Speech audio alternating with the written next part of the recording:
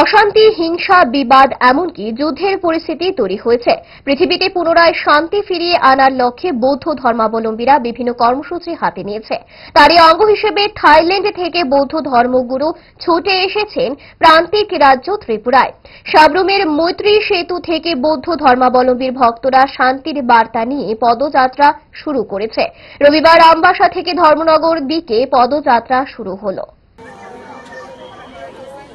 গত 24শে মে ত্রিপুরার দক্ষিণ প্রান্তে মৈত্রী ব্রিজ থেকে শুরু হয়েছে আমাদের এই পদযাত্রা, ধর্মযাত্রা। এই ধর্মযাত্রার মূল উদ্দেশ্য হচ্ছে ভগবান বুদ্ধের যুদ্ধ, অহিংসা পরম ধর্ম, সমস্যা বিশ্বের মধ্যে শান্তির জন্য আমাদের আগত ভান্তিজিরা সাবরুমের মৈত্রী সেতু থেকে ধর্মনগর অবধি পদযাত্রা যাচ্ছেন। ওরা আমাদের এখানে শুক্রবারে এসেছিলেন, 2 দিন আমাদের এখানে ছিলেন, ধর্ম দেশনা দিয়ে এখন আবার ধর্মনগরের উদ্দেশ্যে রওনা দিচ্ছে। আসুন আমরা সবাই মিলে এটা কয়দিন লাগবে মনে হয় হেরাদের পৌঁছতে? আর 2 দিন 3 দিনের মধ্যে এই ধর্মযাত্রা থেকে